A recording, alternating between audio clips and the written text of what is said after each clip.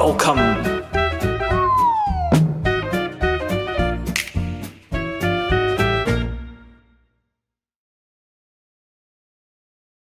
I'm Federico.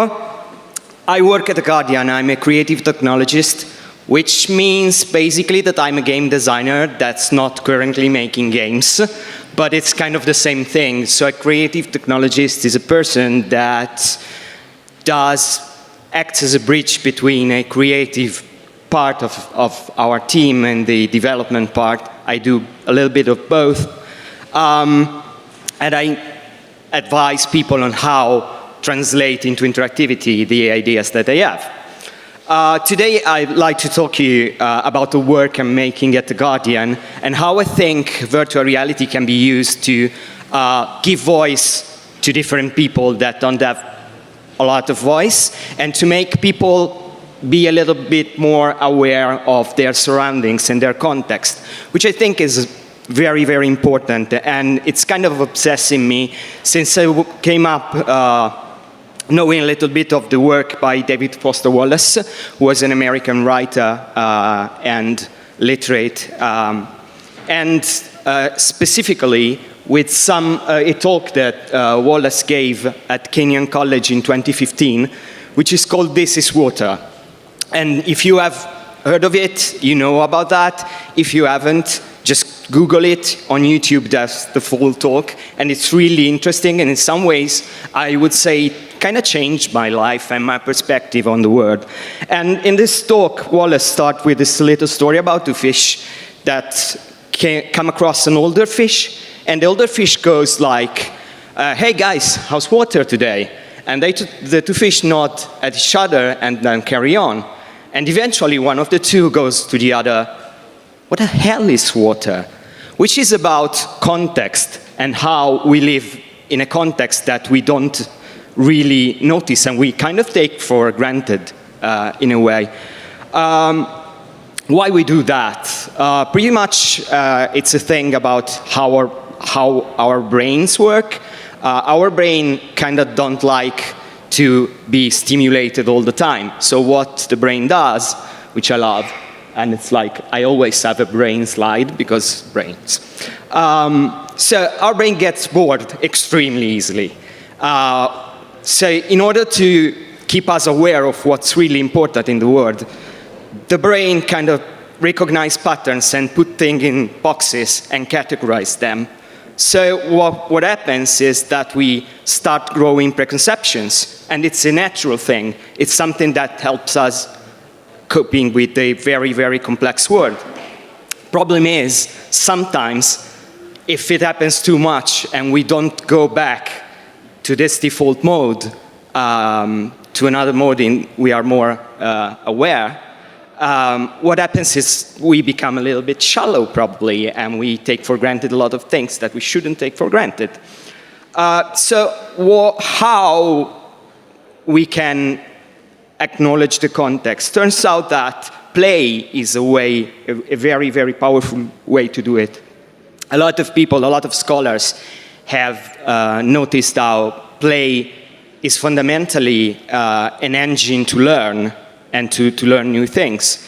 That is because when we play, and this is refers to a paper from Gregory Bateson that studies the animal in the San Francisco Zoo, and he, observing how the animal play, he theorizes this idea that from one side, animals when play just are exercising survival. They're exercising what they will eventually encounter in real everyday life in a way that is safe and protected, and they don't really actually incur in any risk. And so they kind of exercise themselves to acknowledge the context they're in and to know where they're acting. Also, and this is very important, they do that, this change of context, they do that by meta-communicating. So they start doing something, and instantly, at the same time, they communicate to the other animal, I'm doing this. But this thing is not meaning what it's actually meaning in real life. And metacommunication is a sort of context marker. So it's a sort of thing that helps us tell our brain, hey, this is the moment to be receptive. This is the moment where we learn something. So even if this context is very familiar for you, pay attention, put it in discussion, because something is going to change. Something is different. It's not real life. It's a safe environment. We can experiment. We can put everything into discussion. And I've got an example of how this works from a game that I really loved. Was out last year. It's called Bury Me, My Love. If you haven't played, go play it now. Don't listen to this talk, go play it, because it's fundamental. It's absolutely brilliant.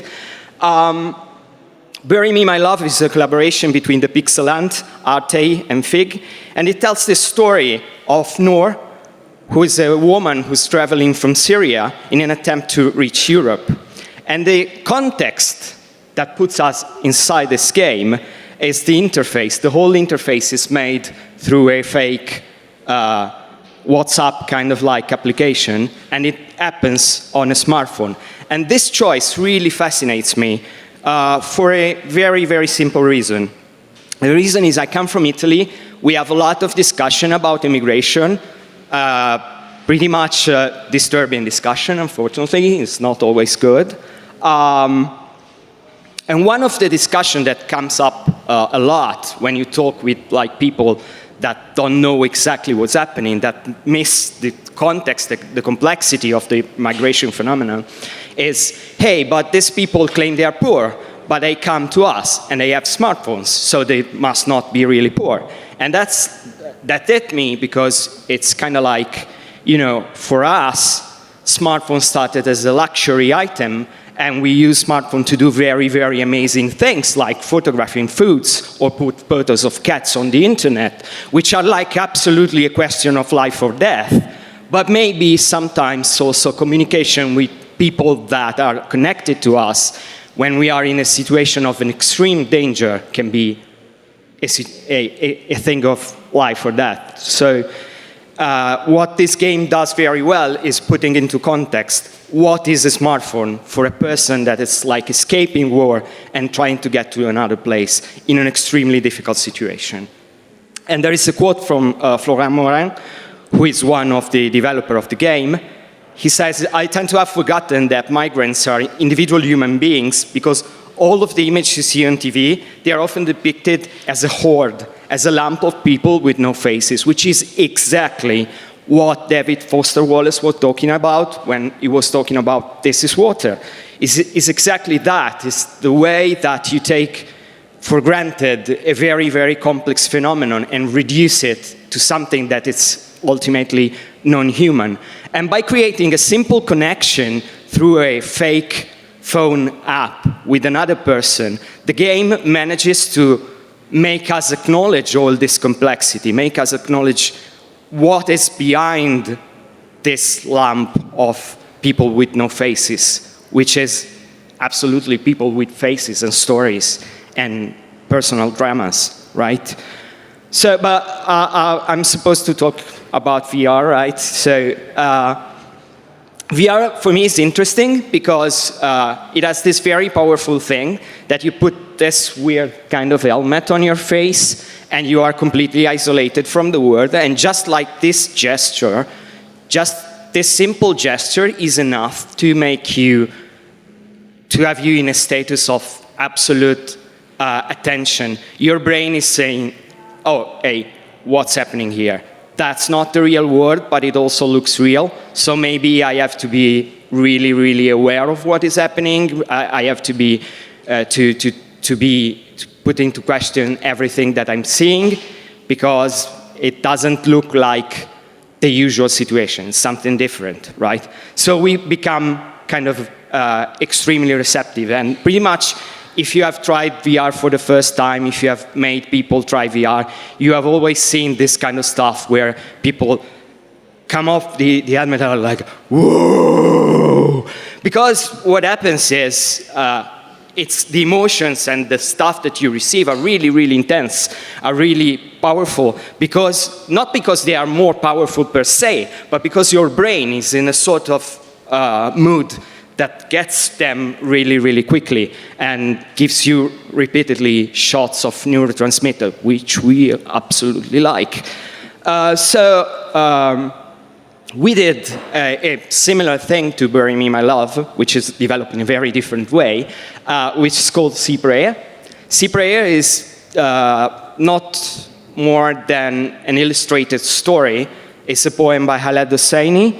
And what we did a 360 video where this artist like paint in Tilt Brush. If you have ever seen Tilt Brush, is a graphic program for VR that lets you basically paint in 3D. So the idea is that the word, as the story unfolds, the word creates around you. So it creates spaces, and the story starts in a very, very calm way in a peaceful village.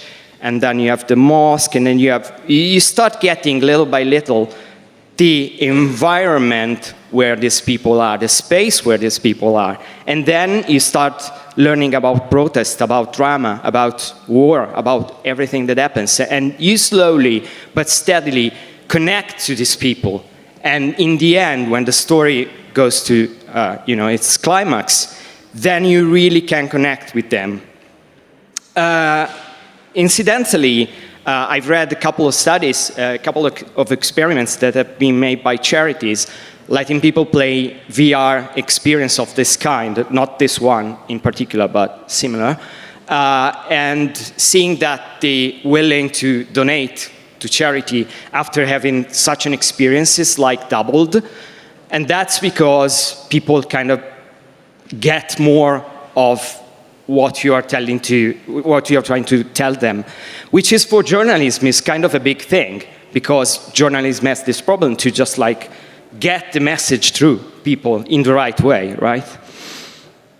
And the interesting thing that I saw inside VR is that actually interactivity is important just to an extent, but what really counts is space.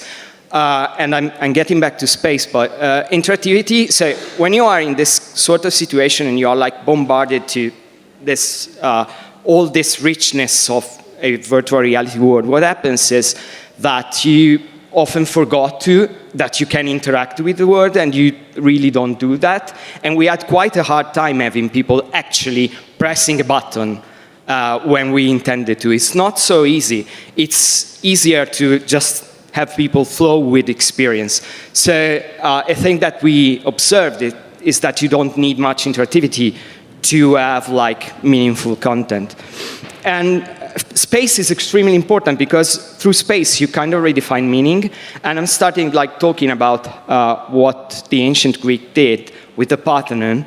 So in architecture, this is really interesting because the Parthenon is put inside the Acropolis. Is not placed in an orthogonal way to all the other monuments. It's kind of a weird angle, and it's placed at that exact angle because it's the angle that gives you this view when you come from the bottom of the hill and you come on top. So the idea is they designed a space in a way to give you the experience and to give you this kind of very strong view that transmits the idea of perception of the divine. And I think this is precisely why some spaces for us gives us the idea of energy. It's just how they made that make our brain work in a certain way and question the space and get significance, to get meaning from the space. And if you compare this to this, which is like the absolute known place, which is a supermarket. In a supermarket, things are created in a way that puts us in a pure utilitarian mood, right? We have to spend, and we have to do our thing that is like buying food or whatever, in the most efficient way. Because what we want as customers is go in, buy what we need, what other people want is by a little bit more than what we need, but that's another question, and then go away. And this is interesting because it's exactly what David Foster Wallace brings as an example of you not being aware of your context and seeing people just as like obstacles in your way. Known places does that, just to do that. They just like dehumanize you and bring you away to the questioning of context. We worked with space on our first piece that we did, which is 6x9. It's probably one of the most popular that we made, which is a story about how it is being in an isolation cell in the USA. So what we did is very simple. We actually built a virtual isolation cell, and you are like there for the whole time, and you have this sense of very narrow space and this sense of claustrophobia. And you feel the restriction, and you listen to the story of people. But because you are in that space, you are aware of the context, and you start connecting the context and the sensation that the space gives you to the story of the people. And those stories become more meaningful and more interesting. And we did kind of a sort of the same thing, but in a like opposite direction with Limbo. Limbo is another piece that we did. It's a 360 video, which is about the experience of the wait for asylum.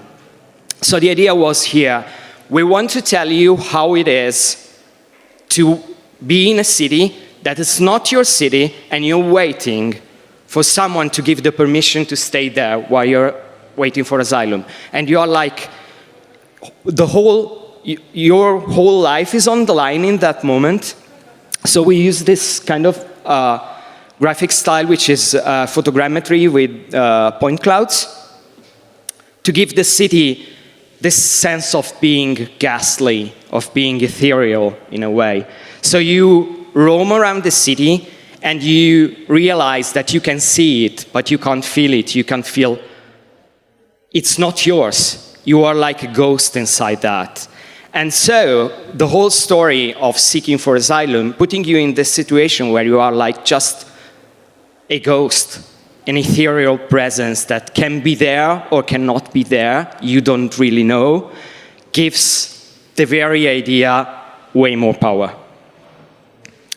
So the last thing is like this is pretty much some of the things that we made and what brought us here.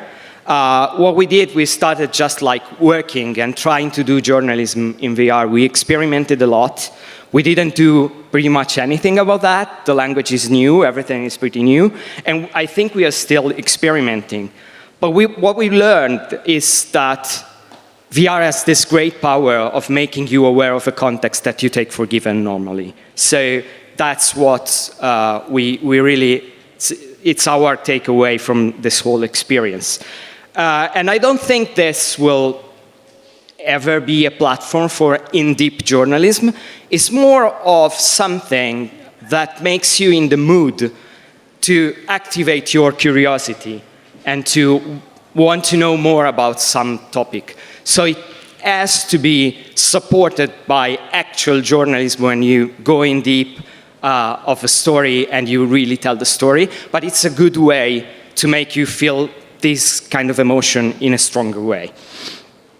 So the last piece that we are working on right now, and should be out in a couple of weeks, I think, on Daydream, it's about extinction. And that's a funny thing. When people talk about extinction, they think about this, right?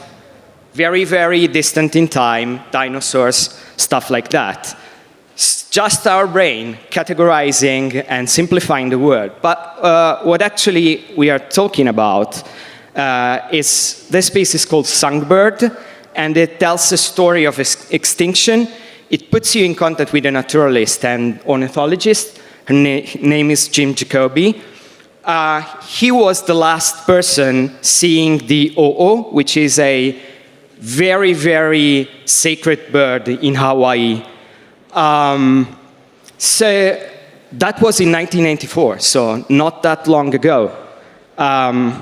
So we use this sort of painted art, very dreamy style, and a fairy tale narration to put you in a mood. You're listening to a story, you're listening to something that is magical and that has like this sort of fairy tale aura. Because we wanted you, and we tried very hard to use camera position, animations, and whatever we could, and a little bit of interaction that I won't spoil now, to make you feel a real connection with this bird, because we wanted you to understand what it's all about, losing something forever, and not having the chance to recover it anymore. And that happened essentially for global warming. And the great thing that we have the recording of the singing of this bird, so we can make a connection through the singing to the sound. The piece is actually started as a piece about sound ecology and how the soundscape of a place changes over time, but then becomes something more about extinction. And what we want to tell with this piece is extinction is not something related to dinosaurs. It's actually something very near to us, and we have to take it into proper consideration. So that was pretty much it. Thank you for having me. If you want to download the app, you can go to that URL. The app is available for Cardboard and Daydream platform. Then you have my contacts if you want to reach me somewhere. The app is like Twitter, Instagram, pretty much everywhere. So if you have questions about that, yeah. Thank you.